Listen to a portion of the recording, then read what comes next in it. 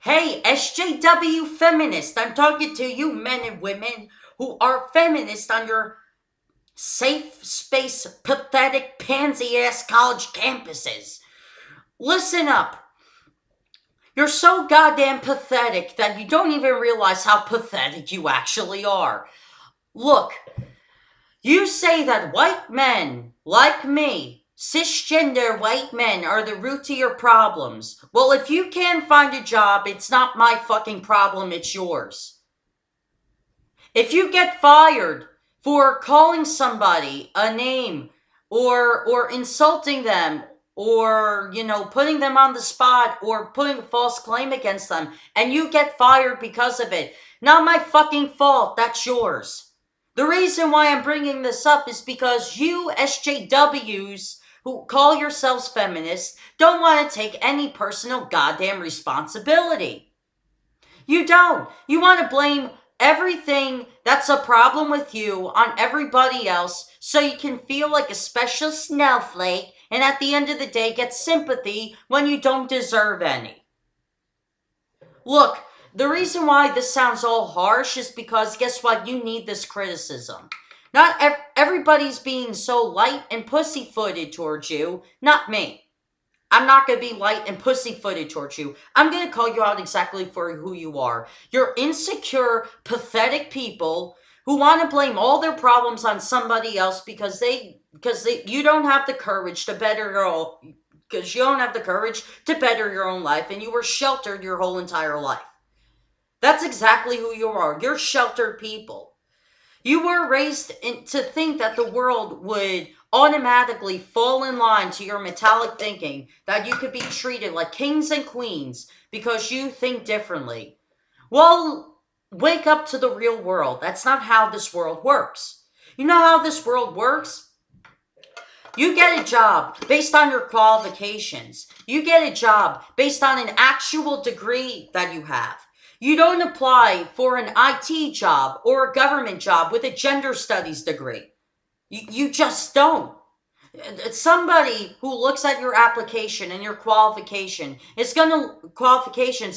is looking to see if you're feasible for that job, how much money you're going to make for that company. They're not going to say, well, they have a gender studies degree, they must be good at something.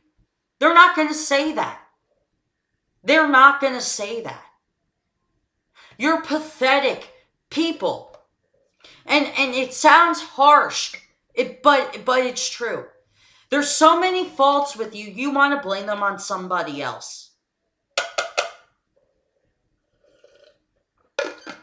Now, look, if you want to convey your messages, and instead of the name calling, when you clearly use it because you have nothing to debate and you have no evidence to back up your claims, instead of saying that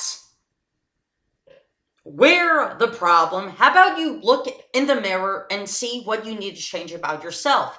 Do you have a hard time communicating with employers? Well, if so, go to public therapy sessions where people all together learn how to overcome their fear of stage fright.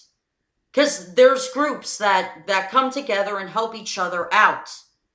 If you feel the need to expand your education to get a better job, go to a trade school. If you don't want to go to a university or a two-year college, go to a trade school. Learn a trade, learn a skill. Don't blame your lack of better job earnings because somebody else went to college and expanded their fucking education. Blaming others for your own faults is the lead to your own demise. Rome, going to war with other countries for their own problems, led to the fall of Rome. Don't you see where I'm going? You're basically building up a community of people who are thinking this way, who you're conditioning to think this way, and then you expect them to go out into social media and blame other people for their own problems. That's exactly what you're doing.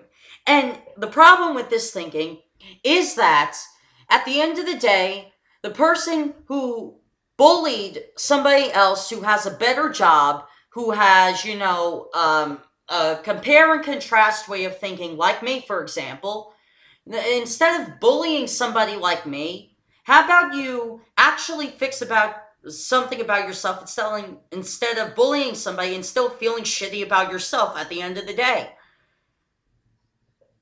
Look, no wonder why nobody takes you seriously. No wonder why no employer on an interview says, "Oh yeah, you be a great asset to the company."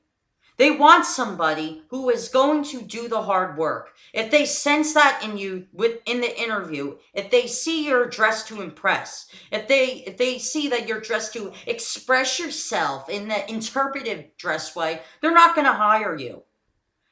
Look. When people go to a job interview, they dress in a button down, a tie, dress pants, dress shoes, or for women, a button down, a pantsuit, or a blouse and skirts, so on and so forth, so they can impress the employer. If they don't impress the employer is not going to hire them.